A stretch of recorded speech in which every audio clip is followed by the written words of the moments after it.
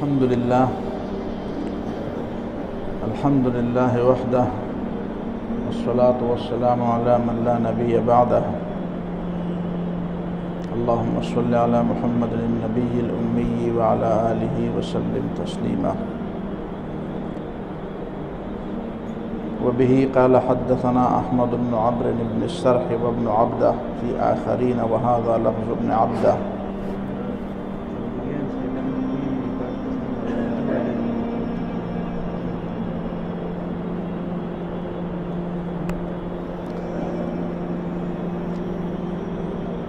قال أخبرنا سفيان عن الزهري عن سعيد بن المسيب عن أبي هريرة أن أعرابيا دخل المسجد ورسول الله صلى الله عليه وسلم جالس فصلى. قال ابن عبد ركعتين ثم قال اللهم ارحمني ومحمدا ولا ترحم معنا أحدا. فقال النبي صلى الله عليه وسلم لقد تحجرت واسعا. ثم لم يلبث أن بال في ناحية المسجد فأسرع الناس إليه فنهاهم النبي صلى الله عليه وسلم وقال إنما بعثتم ميسرين ولم تبعثوا معسرين سبوا عليه سجلا من ماء أو قال ذنوبا من ماء. رواه البخاري. دا بعد میلمانه راغلی دي نو هغې وایي چې که دا درس نن په اردو کې شي نو ښه به وي چې مونږ هم پیدا والی. ستاسو خوښه ده چې نن درس اردو کې وکړو. څه مشکل خو به چاته نه وي په اردو کې. حاجي صاحب مشکل خو به نه وي. ٹھیک ہے انشاءاللہ اردو. یہ سیرت النبی صلی اللہ علیہ وسلم کے درس کا سلسلہ ہے. درمیان میں کچھ وقتی طور پر کچھ باتیں آ جاتی ہے، اس کے بارے میں بھی ہم بیان کرتے ہیں، لیکن اصولی طور پر یہ سلسلہ ہم نے اس سال سیرت رسول صلی اللہ علیہ وسلم کے مختلف گوشوں کے لیے رکھا ہے.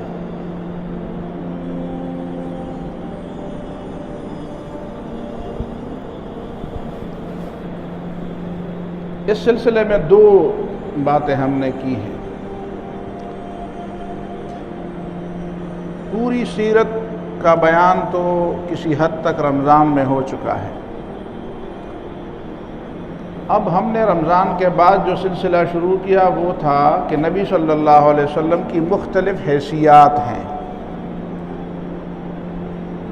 نبی صلی اللہ علیہ وسلم کی ذات میں بہت زیادہ شخصیات یا بہت زیادہ حیثیات جمع ہوئی ہیں. رسول اللہ صلی اللہ علیہ وسلم داعی الی اللہ بھی تھے اور اس پر بات ہوئی ہے. اللہ کی طرف اور اللہ کی بندگی کی طرف بلانے والے تو کئی ہیں، لیکن اللہ رب العالمین نے ان کو داعی بنا کر بھیجا. یا ایھا النبی انا ارسلناک شاہدا ومبشرا ورسولا وداعیا الی اللہ. ہم جیسے لوگ بھی دعوت دیتے ہیں، لیکن ہماری دعوت اور نبی کی دعوت میں زمین و آسمان کا فرق ہے.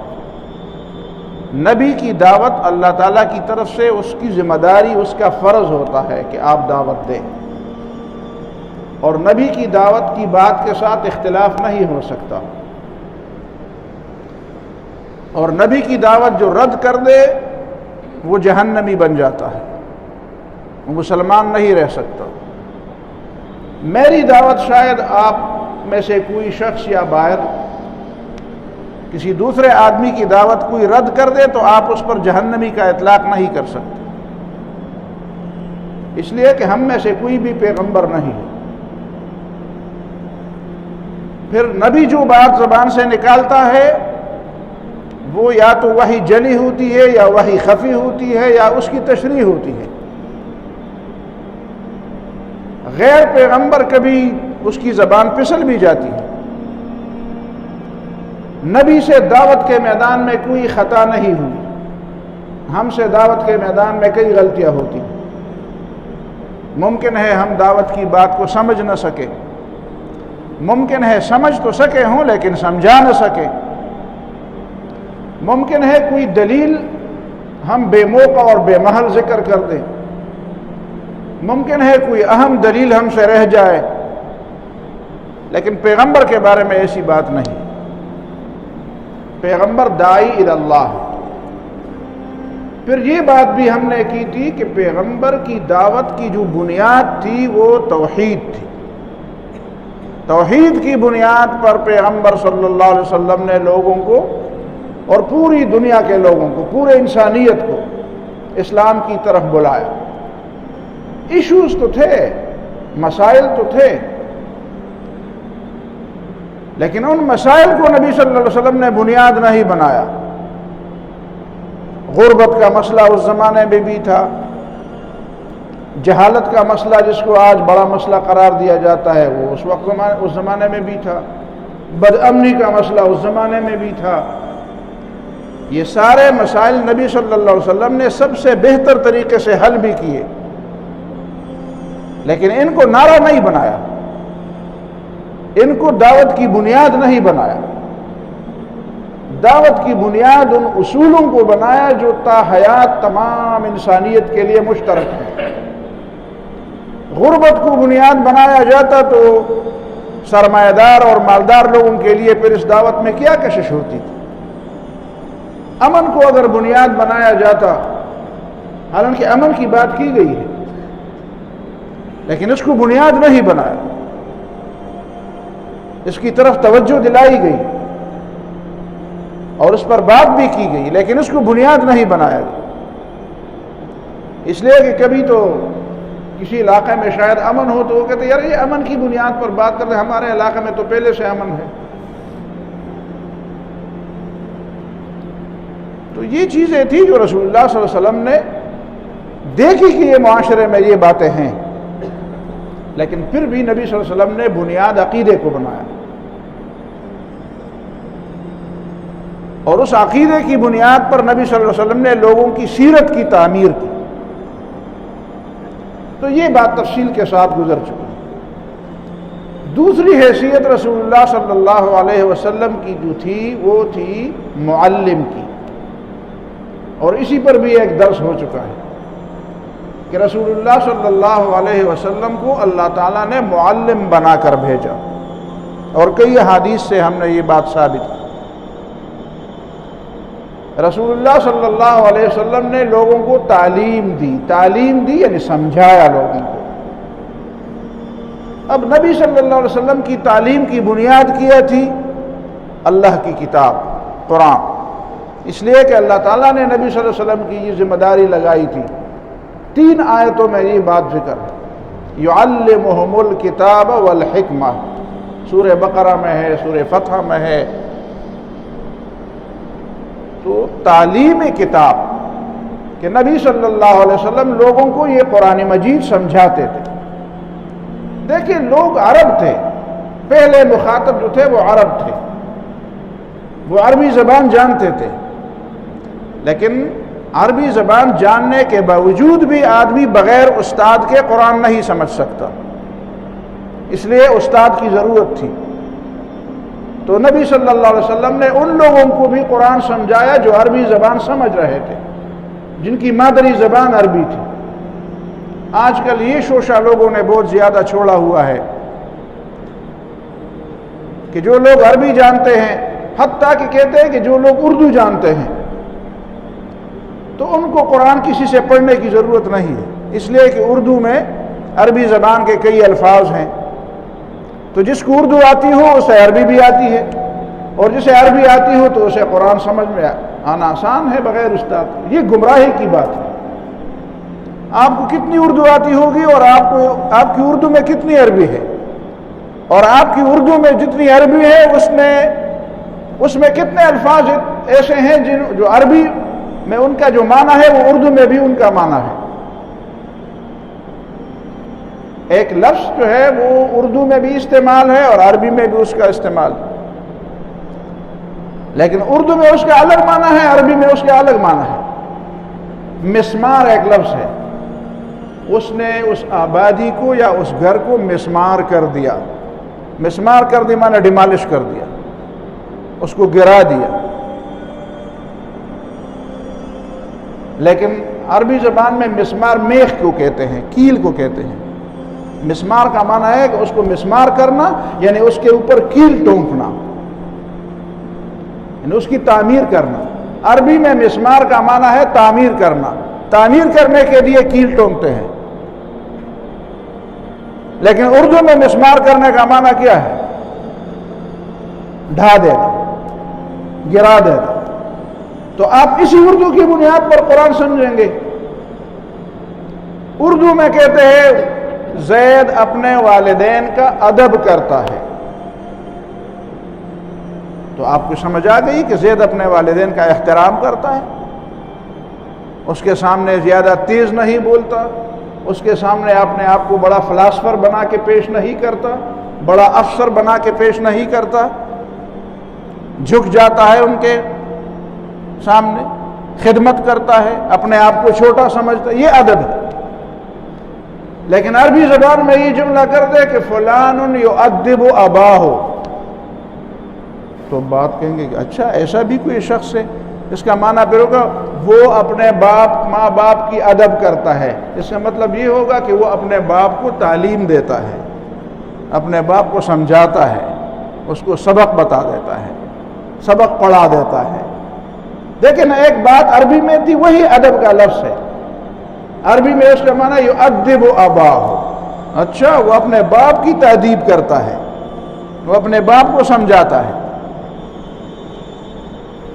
تو یہ بات ایسی نہیں ہے، اور کئی الفاظ تو ایسے ہیں جن کا معنی کچھ عجیب سا لگتا ہے، وہ میں اس تفصیل میں نہیں جاتا، لیکن یہ بات غلط ہے، اس لیے کہ آپ کو عربی آتی بھی ہو، تب بھی صحابہ کرام رضوان اللہ علیہ مجمعین کی ضرورت تھی کہ نبی صلی اللہ علیہ وسلم اس کو سمجھائے۔ کہ قرآن مجید ایسی کتاب نہیں ہے کہ آپ کسی کونے کردرے میں جا کر اس کو سمجھ جائے، اس کے سمجھنے اور سمجھانے کا الگ طریقہ ہے، اس کے الگ اصول ہے، اس کے الگ قواعد و ضوابط ہیں۔ تو رسول اللہ صلی اللہ علیہ وسلم معلم تھے، تعلیم دی، الفاظ بھی سمجھائے، معنی بھی سمجھایا، ان الفاظ اور ان معانی سے جو مطالب اور جو مقاصد اور جو مسائل نکلتے تھے وہ بھی سمجھائے، اور اس کا طریقہ بھی سمجھایا۔ تو اس تعلیم کے سلسلے میں دو باتیں پیش نظر تھی، آج میں اس دوسری بات کی طرف آ رہا ہوں۔ پہلی بات یہ پیش نظر تھی کہ تعلیم کے ان کے اپنے اصول تھے، کسی سے انہوں نے اخذ نہیں کیے۔ نبی صلی اللہ علیہ وسلم کی تعلیم کے جو اصول تھے، جو طریقہ کار تھا، وہ نبی صلی اللہ علیہ وسلم نے کسی دوسری قوم سے، کسی دوسرے نظام سے، کسی دوسرے ملک سے سیکھا نہیں تھا، اس لیے کہ نبی صلی اللہ علیہ وسلم کسی کے سامنے زانوی تلمذ انہوں نے تہ نہیں کیے تھے۔ نبی صلی اللہ علیہ وسلم کا انسانوں میں کوئی استاد نہیں تھا، کسی سے انہوں نے سیکھا تھا۔ باپ کو بھی اللہ تعالیٰ نے پیدائش سے پہلے لے لیا تھا، حالانکہ بچہ اپنے باپ سے سیکھتا ہے۔ اللہ تعالیٰ نے یتیم پیدا کیا تاکہ یہ کوئی نہ سمجھے کہ کم از کم اپنے باپ سے تو کچھ سیکھا ہوگا، اپنے باپ سے تو سیکھا ہوگا، اس نے چپکے سے کچھ سمجھایا ہوگا، کسی استاد نے نہیں سمجھایا، قلم ہاتھ میں نہیں لیا، کتاب ہاتھ میں نہیں لی، کسی استاد کے سامنے کتاب کھول کر اس سے پڑھا نہیں، کسی لائبریری میں بیٹھ کر انہوں نے مطالعہ نہیں کیا۔ لہذا نبی صلی اللہ علیہ وسلم کی تعلیم اور تعلم کے اصول وہ دنیا کے لوگوں سے اخذ نہیں کیے گئے، وہ براہ راست اللہ تعالیٰ نے سمجھائے۔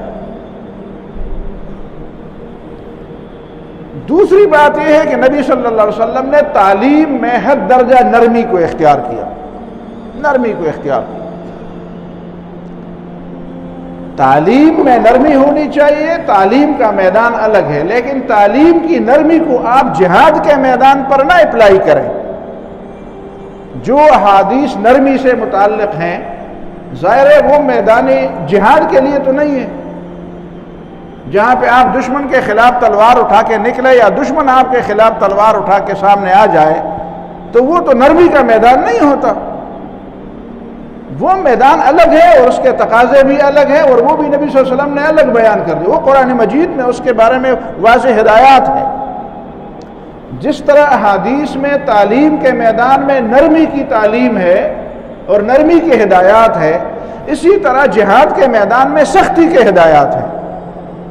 یا ایھا النبی جاہد الکفار والمنافقین واغلظ علیہم، اے نبی کافروں اور منافقوں کے خلاف جہاد کرو، واغلظ علیہم، اور ان پر سختی کرو۔ اور سورہ توبہ میں اللہ تعالیٰ نے فرمایا قاتلوہم یعذبہم اللہ بایدیکم، ان کافروں کے خلاف لڑو، اللہ تعالیٰ تمہارے ہاتھوں ان کو سزا دے گا۔ وَيُذْهِبْ غَيْظَ قُلُوبِهِمْ، دوسری آیت میں فرمایا اللہ تعالیٰ مومنوں کے سینوں کا جو غضب اور جو جوش ہوتا ہے اس کو ٹھنڈا کر دے گا، یعنی وہاں پہ جوش ہونا چاہیے، غضب ہونا چاہیے۔ تو یہ غیظ اور غضب اور جوش دعوت کے میدان میں، بلکہ عام میدان میں نبی صلی اللہ علیہ وسلم نے فرمایا جو اپنے باپ دادا کی تعریف کرتا ہے سب سے بڑی جاہلیت کی بات ہے۔ یہ ایک حدیث ہے جس میں نبی صلی اللہ علیہ وسلم نے فرمایا 4 باتیں جاہلیت کی ہیں، لوگ چھوڑنے والے نہیں ہیں، 4 باتیں ہیں لوگ جاہلیت کی بات۔ ایک ہے اپنے باپ دادا پر فخر کرنا، الفخر بالاحساب۔ ایک ہے والطعن فی الانساب، لوگوں کو تانے دینا کہ تمہارا خاندان تو میرے خاندان سے نیچے ہے، قبائل اور خاندانوں پر کسی کو تانے دینا۔ والاستقسام بالانواع، یہ بات بھی جاہلیت کی ہے، فلان ستارہ نکل آیا تب بارش ہو گئی، یہ جاہلیت کی باتیں ہیں۔ بھائی بارش کا ستاروں سے کیا تعلق ہے؟ والنیاحہ، اور ماتم کرنا، یہ جاہلیت کی بات ہے۔ تو باپ دادا کی تعریف جاہلیت کی بات ہے، لیکن یہ عام معاشرتی اصولوں میں۔ میدان جنگ میں پھر کیا ہے؟ نبی صلی اللہ علیہ وسلم جب بنو ثقیف کے خلاف جب میدان میں اترے، حنین کے میدان میں، تو نبی صلی اللہ علیہ وسلم نے کیا فرمایا؟ مشہور، جب دشمن تیر برسا رہے تھے تو سب سے زیادہ تو ان کا نشانہ خود رسول اللہ صلی اللہ علیہ وسلم تھے۔ تو ایسے موقع پر تو ایسی شخصیت کو کہا جاتا ہے کہ آپ ذرا چھپ جائیں، اس لیے کہ خدا نخواستہ آپ کو تکلیف ہوئی تو پھر تو لوگوں کے حوصلے ٹوٹ جائیں گے۔ تو ایسے وقت میں تو آدمی چھپنے کی کوشش کرتا ہے، لیکن نبی صلی اللہ علیہ وسلم اپنے خچر پر سوار ہو کر، اور سفید خچر پر سوار ہو کر اعلان کر رہے ہیں انا النبی لا کذب انا ابن عبد المطلب، میں نبی ہوں، میں جھوٹا نہیں ہوں، میں عبد المطلب کا بیٹا ہوں۔ عبد المطلب جب لیکن اپنے باپ دادا کی تعریف کی، تو لوگوں نے اس سے یہ نتیجہ نکالا کہ دیکھو جہاں پہ باپ دادا کی تعریف نہیں ہونی چاہیے وہ عام معاملات میں نہیں ہونی چاہیے، لیکن جنگ کے میدان کی باتیں الگ ہیں، جنگ کے میدان کی باتیں الگ ہیں۔ تو جنگ کے میدان میں آپ تعریف کر سکتے ہیں کہ میں کون ہوں، کس سے تمہارا واسطہ ہے۔ یہ حضرت علی رضی اللہ تعالیٰ عنہ خیبر کے میدان میں جب نکلے تو ایک شعر انہوں نے پڑھا تھا، اس کا ایک ٹکڑا یہ تھا کہ انا الذی سمانی امی حیدرا، میں وہی شخص ہوں، جانتے ہوں مجھے، میں وہ ہوں، مجھے میری ماں نے حیدرا کا نام دیا ہے، میرے ماں نے مجھے میرا نام حیدرا رکھا۔ حیدرا کے معنی شیر، میری ماں نے میرا نام شیر رکھا ہے۔ عام طور پر حضرت علی نے اس طرح کی بات نہیں کی، لیکن یہودیوں کے مقابلے میں جنگ کے میدان میں آ کر انہوں نے یہ بات کی۔ تو یہ تو جہاد کے موضوع پہ نہیں ہے آج بات، میں تو سمجھا رہا ہوں، تعلیم کے موضوع پر بات کر رہا ہوں، لیکن میں صرف یہ بتانا چاہتا ہوں کہ تعلیم کے میدان میں اور جہاد کے میدان میں فرق ہے۔ جو ہدایات تعلیم کی میدان کے لیے ہے آپ اس کو جہاد کے میدان میں نہ اپلائی کریں، وہاں پہ ان کی تطبیق نہ کریں، وہاں پہ ان کو نافذ نہ کریں، وہاں پہ ان کو عمل میں نہ لائیں۔ اور جو جہاد کے میدان کی باتیں ہیں وہ آپ یہیں پہ نہیں لا سکتے۔ الگ الگ میدان ہے دونوں، اور پہلے سے میں نے یہ بات بتا دی تھی کہ کچھ لوگ یہ سوالات اٹھاتے ہیں کہ دعوت کا میدان زیادہ بہتر ہے یا جہاد کا میدان زیادہ بہتر ہے. تو میں کہتا ہوں یہ سوال غلط ہے. اس سوال کی مثال ایسی ہے کہ کوئی آپ سے یہ کہہ دے کہ کھانا کھانا زیادہ بہتر ہے یا پانی پینا زیادہ بہتر ہے, تو آپ اس کا کیا جواب دیں گے؟ آپ یہ جواب دیں گے کہ جب بھوکے ہو تو کھانا کھاؤ, جب پیاسے ہو تو پانی پیو. بھوک پیاس سے نہیں, بھوک پانی سے نہیں مٹتی اور پیاس کھانے سے نہیں مٹتی. پیاسے کو پانی پینا چاہیے اور بھوکے کو کھانا کھانا چاہیے. دونوں اپنی جگہ پہ ضروری ہے. تو جہاد کا میدان اپنی جگہ پہ ضروری ہے, دعوت کا میدان اپنی جگہ پہ ضروری ہے. جو لوگ دعوت کے میدان کے لیے اپنے آپ کو تیار کرنا چاہیں ان کے لیے الگ تیاری کی ضرورت ہے, الگ تربیت کی ضرورت ہے. جو لوگ جہاد کے میدان کے لیے اپنے آپ کو تیار کرنا چاہیں ان کو ایک اور تربیت سے گزرنا پڑتا ہے. مختلف میدان. کچھ لوگ ایسے ہوں گے جن کو اللہ تعالیٰ نے اتنی توفیق دی ہوتی ہے اور اتنی اللہ تعالیٰ نے ان کو کمال دیا ہوتا ہے کہ وہ دعوت کے میدان کے بھی شاہ سوار ہوں اور جہاد کے میدان کے بھی شاہ سوار ہوں. تو یہ تو اللہ تعالیٰ کا فضل ہے. ذالک فضل اللہ یؤتیہ من یشاء. تو یہ دعوت کے میدان کی باتیں ہیں, اس لیے ان میں نرمی کی بات ہے. اور جہاں پہ آپ تلوار استعمال کریں گے اور توپ استعمال کریں گے تو وہیں پہ تو نرمی کی بات نہیں ہوگی, وہاں پہ تو سختی کی بات ہوگی. یہ چند احادیث میں نے رکھی ہیں اور ان احادیث کو آپ سنیں ذرا. پہلی حدیث ہے حضرت ابو ہریرہ رضی اللہ تعالیٰ عنہ, ان اعرابیا دخل المسجد. دیہات سے ایک شخص آیا اور مسجد کے اندر آیا. کچھ صحابہ کرام اس سوچ میں ہوتے تھے, تمنا کرتے تھے اور اس انتظار میں ہوتے تھے کہ کاش کوئی دیہاتی آ جائے اور وہ نبی صلی اللہ علیہ وسلم سے کوئی بات پوچھے. اس لیے کہ ہم تو ادب کی وجہ سے نہیں پوچھ سکتے. دیہاتی لوگ ذرا سخت ہوتے ہیں, پھر بے پرواہ بھی ہوتے ہیں, پھر شہری لوگوں کی طرح اتنے رکھ رکھاؤ اور اتنے پابندیوں کے عادی بھی نہیں ہوتے, جھٹ اپنی بات کہہ دیتے ہیں اور سیدھی سادی زبان میں اپنی بات کہہ دیتے ہیں. سیدھے سادے لوگ ہوتے ہیں. تو کوئی اعرابی آ جائے تاکہ اس کی کسی حرکت کو لوگ زیادہ برا بھی نہ سمجھے اور اس کے نتیجے میں نبی صلی اللہ علیہ وسلم کوئی علمی بات کہہ دے تو ہمیں فائدہ ہوگا. تو کبھی تو اس طرح ہو جاتا تھا, کوئی دیہاتی آ جاتا تھا. اب یہی اسی حدیث میں بھی ایک دیہاتی آیا مسجد ورسول اللہ صلی اللہ علیہ وسلم جالس, نبی صلی اللہ علیہ وسلم تشریف فرما تھے. فصلی, وہ دیہاتی آتے ہی اس نے 2 رکعت نماز پڑھی. فرض نماز ہوگی یا نفل ہوگی, جو بھی ہو, اس نے نماز پڑھ لی. اس کا مطلب ہے کہ وہ پہلے سے مسلمان تھا, پہلے سے مسلمان تھا. 2 رکعت نماز پڑھی. ثم قال, پھر اس نے دعا کی. کچھ لوگ کہتے ہیں یار نماز کے بعد آپ ہاتھ اٹھا کر دعا کرتے ہیں, تو یہ بخاری کی روایت. 2 رکعت نماز پڑھی اس نے, اس کے بعد دعا کی. مرضی ہے آپ کی, 2 رکعت نماز پڑھے پھر دعا کرے, 4 رکعت نماز پڑھے پھر دعا کرے. الگ ہو, مسجد میں ہو, مسجد سے باہر ہو, گھر پر ہو, دعا کے لیے کوئی پابندی نہیں ہے, کوئی پابندی نہیں. اس نے نماز پڑھی اور دعا کی. ثم قال, پھر اس نے دعا کی. اور دعا میں کیا کہا, اور دعا ذرا زور سے اس نے, لوگوں نے سن لی, کیا دعا, اللہم ارحمنی و محمدا, اے اللہ میرے اوپر اور محمد صلی اللہ علیہ وسلم پر رحم فرما. ولا ترحم معنا احدا, اور ہم دونوں کے علاوہ کسی پر رحم نہ فرما. ولا ترحم معنا احدا, بس ہم دونوں پر رحم فرما, ہمارے ساتھ رحم میں کسی کو شریک نہ کر.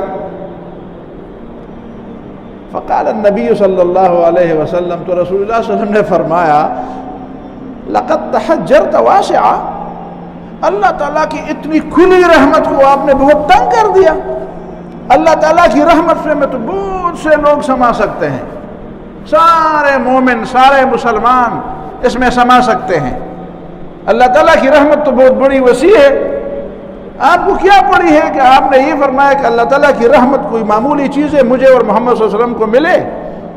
دیکھیں نا، محبت کی بنیاد پر نبی صلی اللہ علیہ وسلم کو بھی شریک کیا تھا، اپنے باپ دادا کو شریک نہیں کیا، اپنے بیوی بچوں کو شریک نہیں کیا، اپنے دوستوں کو شریک نہیں کیا، اپنے کاروباری پارٹنر کو شریک نہیں کیا۔ نیت اس کی ٹھیک تھی بیچارے کی، لیکن علم نہیں تھا اس کے پاس، علم نہیں تھا۔ سمجھتا تھا کہ میرے اوپر رحم ہو اور محمد صلی اللہ علیہ وسلم پر رحم ہو، بس ہمارے اوپر ہو، باقی دنیا جانے، ان کا کام جانے، انگار جانے لوہار جانے۔ لیکن اس کی بے علمی تھی، تو نبی صلی اللہ علیہ وسلم نے عجیب بات کی، دیکھیں نا، انہوں نے کہا جی تم نے، ہم ہوتے تو ہم اس کو شاید کچھ گالی بھی دیتے تھے کہ او فلان یہ تم کیا کہہ رہے ہو۔ نبی صلی اللہ علیہ وسلم نے عجیب بات فرمائی، لقد تحجرت واسعا، اللہ کی بہت کھلی رحمت کو تم نے بہت تنگ کر دیا، تحجرت، اس کو تم نے بہت تنگ کر دیا۔ بس وہ سمجھ گیا، لوگ بھی سمجھ گئے کہ ایسا نہیں ہونا چاہیے تھا، بس بات ختم۔ اس کو ٹوکا نہیں، بس سمجھایا، سمجھانے کا طریقہ، سمجھانے کا انداز۔ نبی صلی اللہ علیہ وسلم کے سمجھانے کے انداز بھی عجیب تھے۔ آپ ان میں دیکھیں، ان میں بہت لمبا، بہت گہرا فلسفہ بھی چھپا ہوتا ہے، اور بظاہر دیکھیں تو سادگی بھی اس میں ہے۔ سادے لوگ بھی اس کو سمجھ سکتے ہیں، بہت گہرے سمجھنے والے، گہرائی میں جانے والے لوگ بھی اس کو سمجھ سکتے ہیں۔ کمال ہے اس میں، لقد تحجرت واسعا، اس میں کتنا بڑا کمال۔ ثم لم یلبس، پھر کچھ دیر بعد، تھوڑی سی دیر بعد، ان بال فی المسجد فی ناحیت المسجد، کسی کونے میں، مسجد کے کونے میں جا کر اس نے پیشاب کر دیا، مسجد کے کونے میں جا کر پیشاب کر دیا۔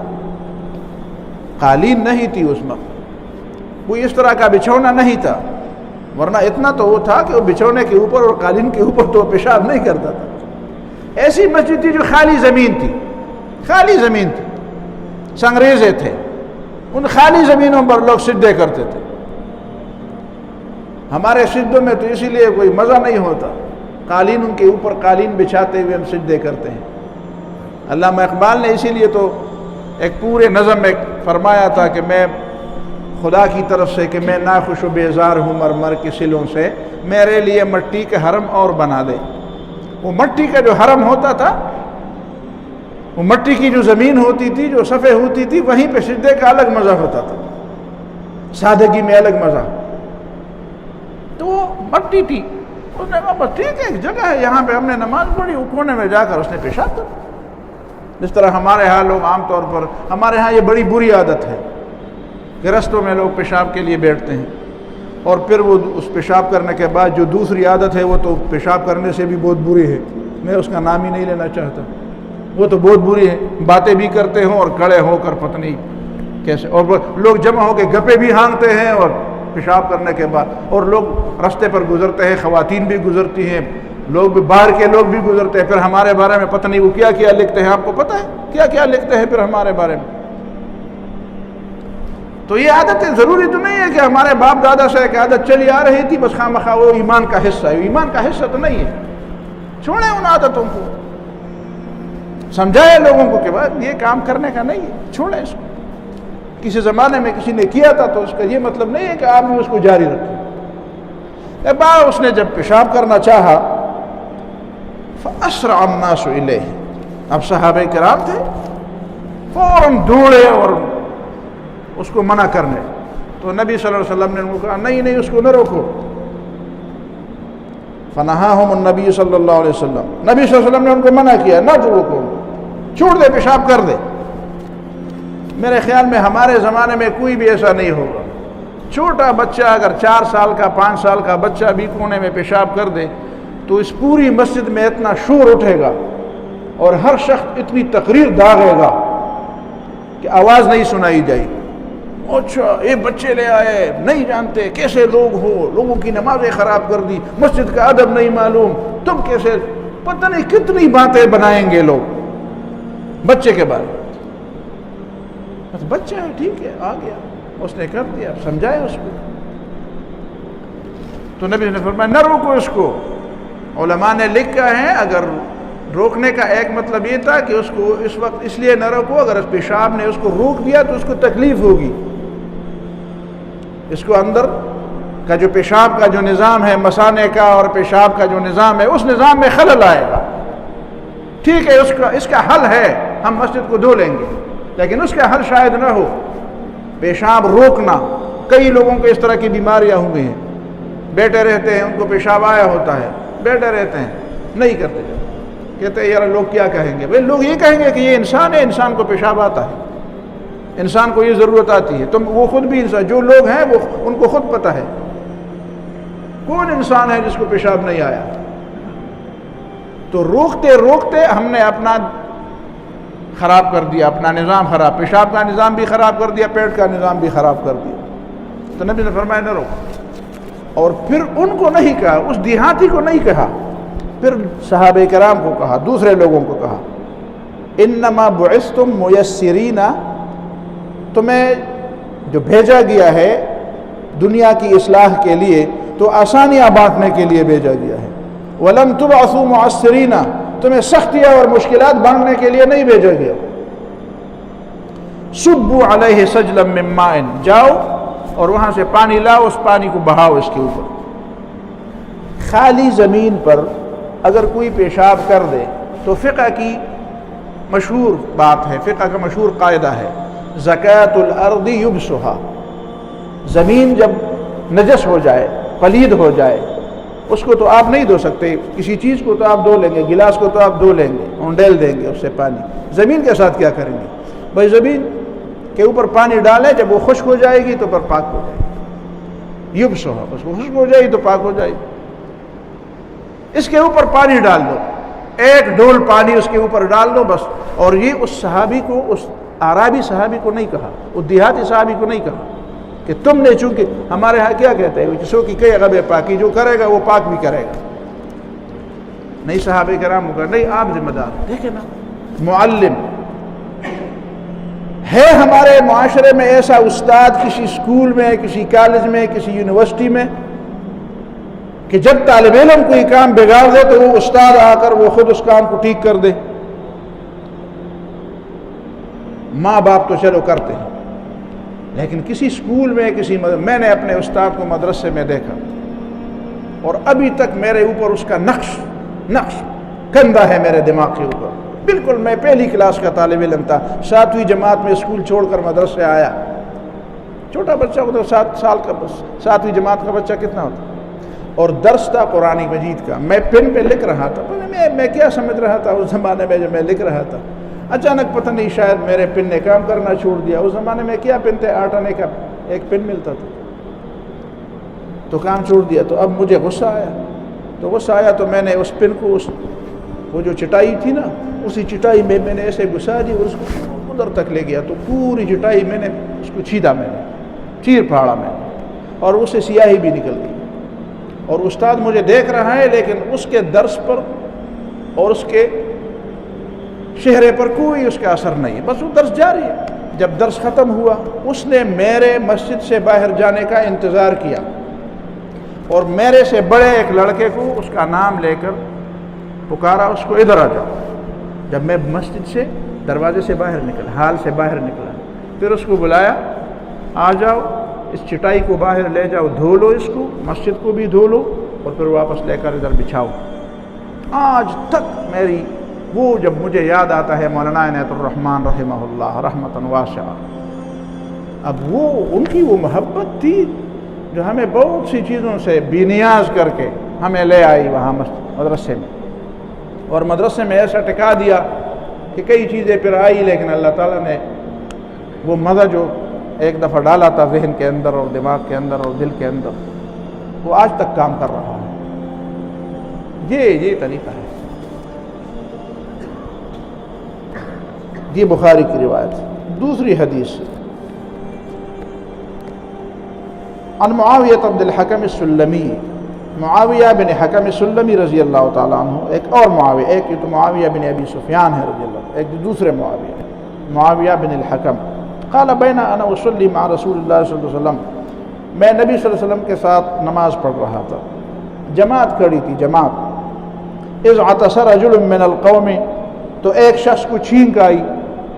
چھینک آتی ہے نا، رنجے چوتم ہوا. تو چھینک کا طریقہ یہ ہے کہ کوئی الحمدللہ کہہ دے تو آپ اس کو یرحمک اللہ کہہ دیں. پھر جب وہ یرحمک اللہ کہہ دے، آپ چھینکنے والا کہہ دے گا الحمدللہ، تو دوسرا اس کو کیا کہے گا؟ یرحمک اللہ. تو تیسرا اس کو پھر کہے گا یہدیکم اللہ ویصلح بالکم. طریقہ ہے.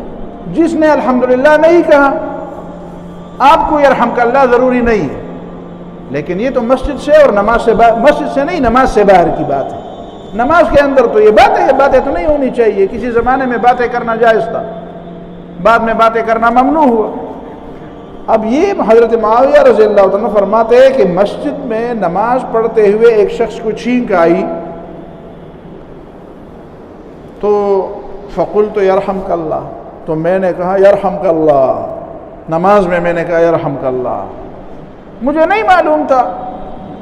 وہ دوسری روایات میں ہے کہ یہ ایک لمبے سفر پر گیا تھا اور اسی دوران نماز میں باتیں ممنوع ہوئی اور یہ اس کی پہلی نماز تھی، اس کو پتہ نہیں تھا.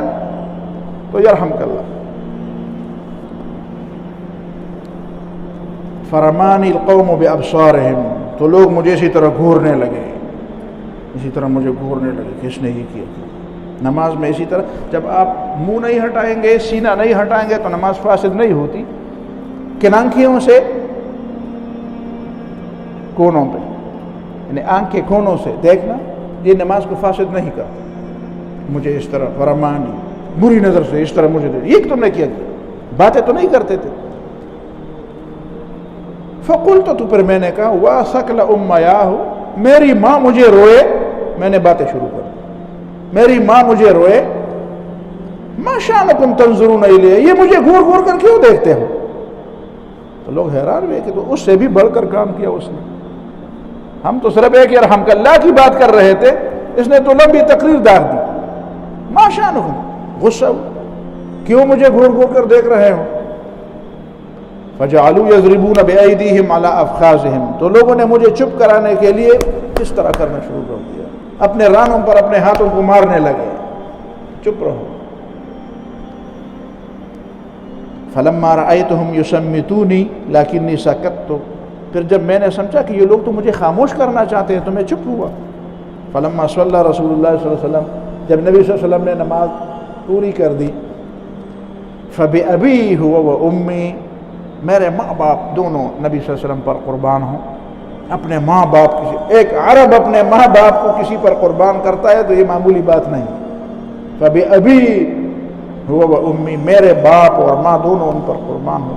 ما رأیت معلما قبلہ ولا بعدہ احسن تعلیما منہ، میں نے نبی صلی اللہ علیہ وسلم سے بڑھ کر بہتر تعلیم دینے والا نہ اس سے پہلے کبھی دیکھا اور نہ اس کے بعد دیکھا. بہتر تعلیم دینے والا. فواللہ، اللہ کی قسم، ما کہرنی، مجھے گالی نہیں دی، ولا ضربنی، اور نہ مجھے مارا، ولا شتمنی، اور نہ مجھے کوئی برا بلا کہا. شتم اس کو کہتے ہیں کہ تم کیا جانتے ہو، تم کیسے آدمی ہو، اس طرح برا بلا، نامناسب قسم کے الفاظ. فقال، اتنا کہا نبی صلی اللہ علیہ وسلم نے کہ ان هذه الصلاۃ، یہ جو نماز ہے، لا يصلح فيها شيء من كلام الناس، ان میں باتیں ٹھیک نہیں ہیں، انسانوں کی باتیں اس میں ٹھیک نہیں. تو نماز کیا چیز ہے؟ انما هو التسبیح والتکبیر وقراءۃ القرآن، یہ تو اللہ کی تسبیح بیان کرنا ہے، یہ تو اللہ تعالیٰ کی کبریائی بیان کرنا ہے، یہ تو قرآن کی تلاوت ہے. بس اتنا کہا. یہ نہ مجھے کہا کہ تم اتنا نہیں جانتے، لوگ تمہیں چپ کر رہے ہیں اور تم پھر بھی لگے رہے ہو. اتنا نہیں جانتے، تمہارے اندر اتنے، ہم ہوتے تو ہم یہی کہتے، اتنی عقل نہیں ہے تمہارا، روٹی کھا رہے ہو کہ گھاس کھا رہے ہو، ہم تو یہی کہتے. لیکن انہوں نے نہیں کہا. یہ دوسری حدیث، یہ ابو داؤد کی حدیث. ایک دوسری حدیث میں حضرت ابو امامہ کی روایت ہے کہ ان فتن شابہ، ایک نوجوان، اتن نبی صلی اللہ علیہ وسلم، نبی صلی اللہ علیہ وسلم کے پاس آیا. فقال یا رسول اللہ، تو اس نے کہا اے اللہ کے رسول، اذن لی بالزنا، میرے لیے زنا کو جائز کیجئے، مجھے اجازت دیجئے میں زنا کرتا رہوں اور اس میں گناہ نہ ہو۔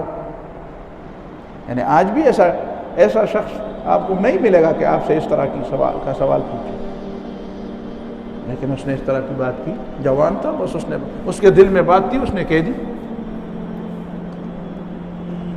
فاقبل القوم علیہ، تو سارے لوگ اس پر متوجہ ہوئے، فزجروہ، اس کو منع کہ یہ کوئی کہنے کی بات تھی جو تم کہہ رہے ہو، یہ کوئی سوال کی بات ہے۔ فزجروہ، منع کہ ایسی باتیں نہ کرو۔ وقالوا ما پشتو میں بھی ہم کہتے ہیں ما اس طرح بات نہ کرو، چپ کرو، یہ کیا کہہ رہے ہو، ما نہ کرو، چپ کرو، ایسی کوئی بات پوچھتا ہے۔ فقال، نبی صلی اللہ علیہ وسلم نے فرمایا، ادنو، میرے قریب آ جاؤ۔ نبی صلی اللہ علیہ وسلم نے اس کو فرمایا میرے قریب آ جاؤ۔ فدنا قریبا منہ، تو قریب آیا، فجلسا، نبی صلی اللہ علیہ وسلم کے قریب بیٹھ گیا۔ قال، نبی صلی اللہ علیہ وسلم نے اس کو فرمایا، اتحبہ لامک، کیا تم زنا اپنی ماں کے لیے پسند کرتے ہو؟ اپنی ماں کے لیے زنا کو پسند کر سکتے ہو؟ یعنی تمہیں یہ پسند ہے کہ تمہاری ماں کے ساتھ کوئی بدکاری کرے؟ قال لا، اس نے کہا نہیں میں تو نہیں پسند کرتا۔ واللہ اللہ کی قسم میں پسند نہیں کرتا۔ جعلنی اللہ فداءک، اللہ تعالیٰ مجھے آپ پر قربان کر دے، میں یہ پسند نہیں کرتا۔ قال، تو نبی صلی اللہ علیہ وسلم نے فرمایا، وَلَلنَّاسُ يُحِبُّونَهُ لِأُمَّهَاتِهِمْ، تو باقی لوگ بھی اپنی ماؤں کے لیے اس کو پسند نہیں کرتے، باقی لوگ بھی اپنی ماؤں کے لیے اس کو پسند نہیں کرتے۔ قال، پھر فرمایا، افتحبه لابنتك، کیا تم یہ حرکت اپنی بیٹی کے لیے برداشت کر سکتے ہو، پسند کر سکتے ہو؟ قال لا واللہ یا رسول اللہ، اس نے کہا نہیں اللہ کی قسم، اے اللہ کے رسول، جعلنی اللہ فداءک، اللہ تعالیٰ مجھے آپ پر قربان کر دے، میں اس کو پسند نہیں کرتا کہ میری بیٹی کے لیے۔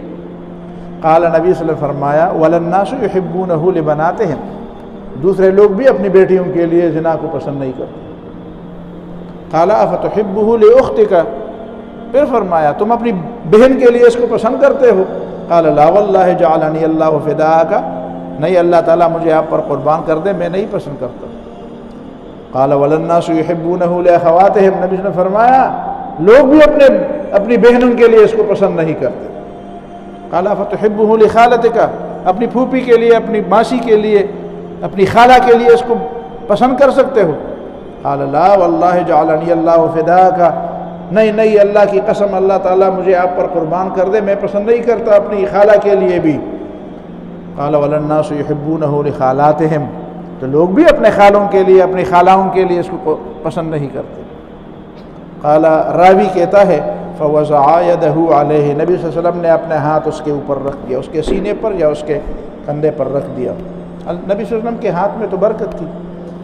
وقال، اور اس کے لیے دعا کی، اللہم اغفر ذنبہ، کہ اے اللہ اس کے گناہ معاف کر، دیکھیں گناہ معاف کر، اس کے گناہ معاف کر، اس کے لیے دعا کی، ہاتھ رکھا تاکہ ہاتھ کی برکت سے اس کا دل صاف ہو جائے، اور پھر اس کے لیے صرف برکت کے لیے ہاتھ نہیں رکھا بلکہ اس کے لیے اللہ تعالیٰ سے دعا بھی کی، اللہم اغفر ذنبہ، یا اللہ اس کی گناہ معاف کر، وطہر قلبہ، اور یا اللہ اس کے دل کو پاک کر، اصل بات تو دل کی ہے، وحسن فرجہ، اور یا اللہ اس کی شرمگاہ کو محفوظ فرما گناہ سے۔ تو یہ تین دعائیں کی نبی صلی اللہ علیہ وسلم نے۔